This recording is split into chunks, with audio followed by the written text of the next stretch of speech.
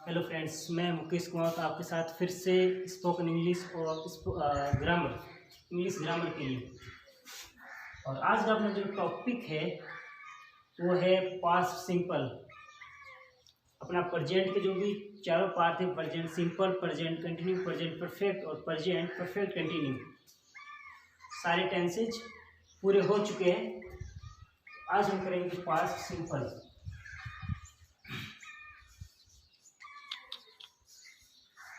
ले इसको past indefinite भी कहते हैं। और अगर आपने पहले वीडियोज जो प्रेजेंट पे है वो नहीं पढ़े हैं, नहीं देखे हैं, तो उनको जरूर देखें। उसमें भी जो मोस्ट बात है वो है कि आप सबसे पहले प्रेजेंट सिंपल को देखें, क्योंकि मैंने उस टेंस को इतना डिटेल में बताया है कि उसके बाद ही आपको सारे टेंसेस समझ में आ जाएंगे। क्योंकि बाकी के पार्ट मैंने सारे शॉर्ट कट बनाए हैं। एक प्रेजेंट सिंपल है जिसको इतना डिटेल में बताया है, उसको अगर आपने अच्छे से पढ़ लिया है, अगर वो अच्छे से देख लिया है, तो आप सारे टेंसेज रिलेट कर पाओगे और अच्छे से सीख पाओगे।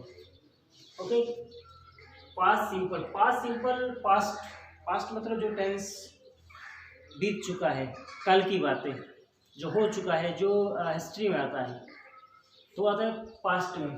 ओके, अब पास्ट सिंपल वो टेंस जो पास्ट की बातें आदतन होती है, जो रेगुलर हुआ करती थी। जैसे प्रेजेंट सिंपल है वैसे पास्ट सिंपल है, लेकिन जो बीत गए वो पास्ट थे।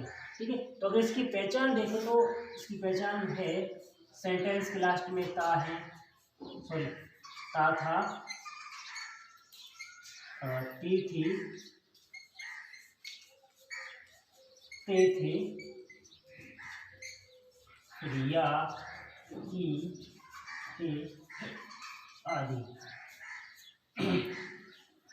पहचान ऐसे लिखा देता हूँ ताकि आपको थोड़ी बहुत समझ में आ जाए, लेकिन इसको अगर आप कॉमन सेंस के हिसाब से लोगे तो इसकी जरूरत नहीं है। कि जो काम हो गया है, जो कल की बात है, जो मतलब हो चुका है, पास्ट बात है, वो अपने आप कॉमन सेंस के हिसाब से पहचान कर सकते हैं, इसकी जरूरत नहीं है। अब ये टेंस है, इसमें जैसे प्रेजेंट सिंपल में हमने एफर्मेटिव सेंटेंस के लिए सिर्फ एस का यूज किया था, एफर्मेटिव सेंटेंस में, और नेगेटिव हमने डू डज लिया था। सेम फॉर्मूला इसमें भी यूज होगा कि अगर पास्ट सिंपल का एफर्मेटिव सेंटेंस है,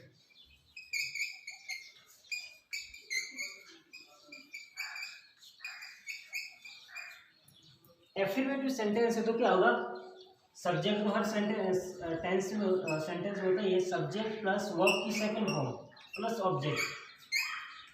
इसमें इतना ही है, वर्ब की सेकंड फॉर्म सिर्फ इस टेंस में आती है और किसी भी टेंस में नहीं आती है। और याद रहे, वर्ब की सेकंड फॉर्म कभी भी हेल्पिंग वर्ब के साथ में नहीं आती, मतलब हमेशा अकेली आती है, उसके साथ कोई भी हेल्पिंग वर्ब नहीं आती है। ओके, तो सब्जेक्ट वर्ब की सेकंड फॉर्म ऑब्जेक्ट है, जिसमें हम सेंटेंसेस लेते हैं। फॉर एग्जांपल, वह बाजार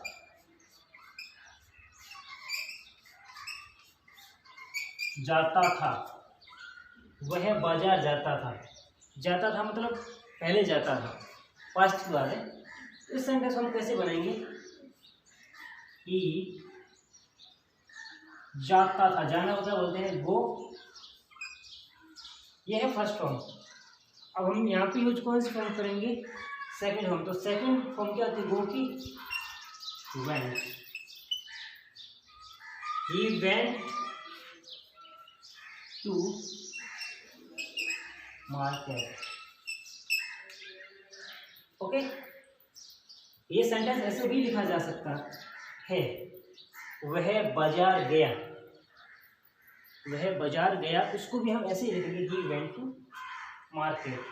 ओके, अगर यही सेंटेंस प्रेजेंट सिंपल में होता, वह बाजार जाता है, तो हम क्या करते, गो लगाते, गो के साथ में ऐसे लगाते क्योंकि ही सिंगुलर है, ही गोज टू मार्केट लिखते। अगर यही प्रेजेंट कंटिन्यू का होता तो he is going to market, सिर्फ इतना सा चेंज कर रहे हैं, बाकी सारा वही रह है। अगर ये प्रेजेंट परफेक्ट का होता कि ये बाजार जा चुका है तो he has gone to market. अगर ये प्रेजेंट परफेक्ट कंटिन्यू होगा तो हैज बीन है बीन आ जाएगा।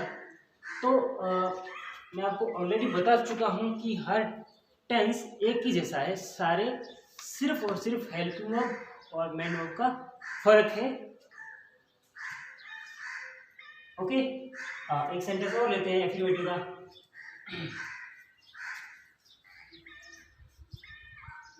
मैंने कल उसे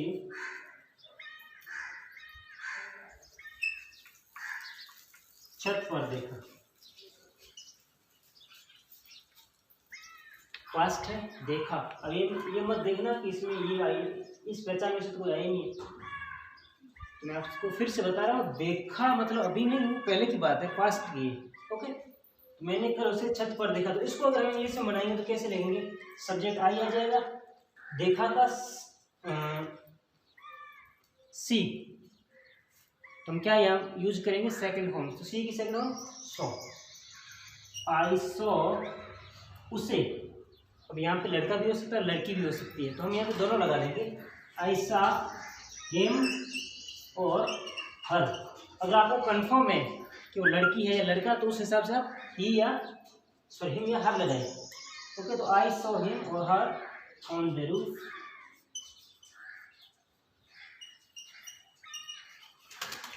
ऑन द रूफ यस्टरडे। मैंने जैसे पहले सेंटेंस बताया था कि सेंटेंस अगर इंग्लिश का हिंदी का है, इंग्लिश में जब लिखेंगे तो सारा का सारा उल्टा हो जाएगा।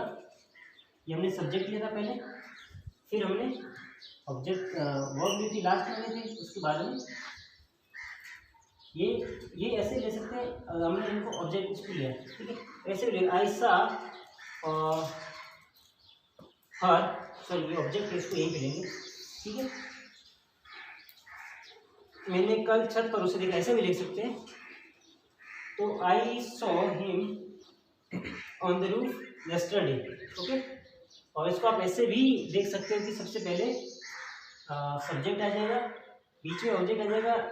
जो टाइम होता है, टाइम हमेशा सबसे लास्ट आता है, और टाइम से पहले अगर कोई जगह है तो वो आती है, ठीक है। जैसे अपने यहाँ सब्जेक्ट है और ये यहाँ पे टाइमिंग आता है और ये जगह से। ओके, अगर यही सेंटेंस को हम नेगेटिव बनाते हैं, अब देखो इसमें पूरा ये चेंज होगा कि यहाँ पे जो सेकंड फॉर्म आती है, यहाँ पे फर्स्ट फॉर्म आ जाएगी, बट यहाँ पे डिड भी आएगा, डिड प्लस फॉर की first form.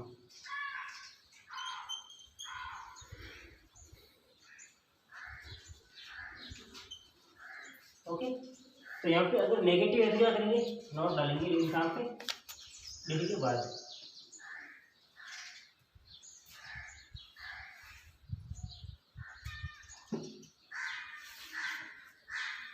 Subject plus did plus not plus verb की first form plus object. Okay, simple सा जिस हिसाब से फॉर्मूला लिखा है वैसे वैसे कर सकते हैं, लेकिन आप फॉर्मूले पे डिपेंड ना रहे, क्योंकि सारे की सारे टेंसों के फॉर्मूले एक ही जैसे हैं, इसलिए एक फॉर्मूले को अच्छे से समझ लीजिए। हर टेंस के सारे जो फॉर्मूले होते हैं उनको एक बार समझ लीजिए, बाकी सारे टेंसेस के एक ही जैसे होते हैं। ये नॉट वर्ब के बाद ही आएगा तो यहीं पे आएगा। ओके, तो अगर हम इस सेंटेंस को देखें, बाजार नहीं जाता है, नहीं जाता था। ओके, तो यहाँ पर वेंट की जगह क्या हो जाएगा? वेंट को हटा देंगे और यहाँ पे आ जाएगा डिड, डिड नॉट, ये तो है ही, और वेंट का क्या हो जाएगा? वो फर्स्ट फॉर्म। ओके, हम यहाँ पे डिड नॉट को डिडंट भी लिख सकते हैं, didn't, he didn't go to market. Okay, मैंने कल उसे छत पर नहीं देखा। क्या होगा? सिंपल सा, जैसे इसमें पहले सेंटेंस में चेंज किया था वैसे इसमें करेंगे।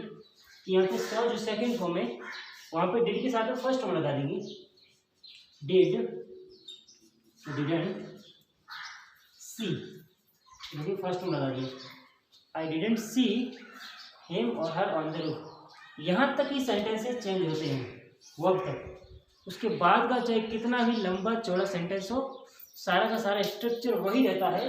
मतलब एक सेंटेंस आते हैं तो बाकी सारे जो सेंटेंस हम बनाते हैं सारे एक ही जैसे हैं, उसमें इतना कोई चेंजेस नहीं है।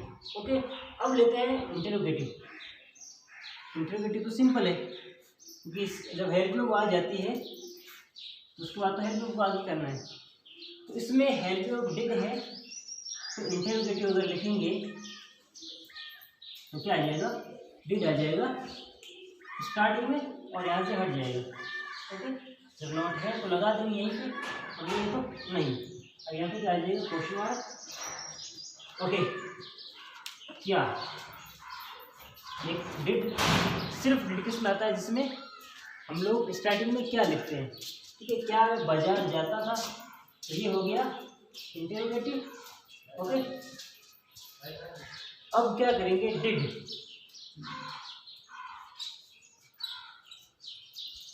Did he not go to market, यहाँ पे नॉट नहीं है तो नॉट लगाइए।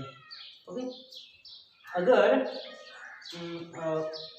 जैसे बाकी सेंटेंस में बताया था कि अगर क्या है तो क्या के लिए हम हेल्प वर्ब भी लगाएंगे, इसमें डिड है तो डिड लगाए हैं, वर्ड का उपयोग नहीं करेंगे। ओके, मैंने कल उसे छत पर देखा, क्या मैंने कल उसे छत पर देखा, जैसे यहाँ पे क्या आएगा, हेल्प वर्ब हम पहले ले आएंगे। Okay, did I see him और her on the roof yesterday. Okay, अगर ये नॉट वाला तो यहाँ नॉट यहाँ भी लगा सकते हैं और स्टार्टिंग में भी लगा सकते हैं डिडंट। ओके, दोनों राइट है। अब इसी सेंटेंस को हम इंटरोगेटिव में डब्ल्यूएच वर्ड भी लेते हैं।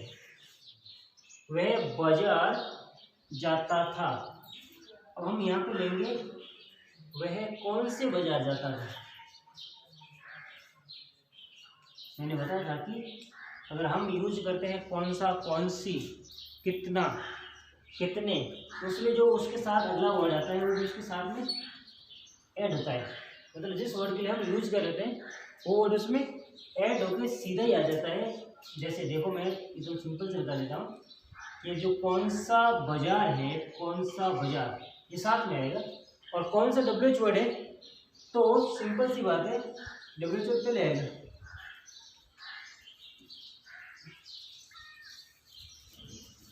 Which market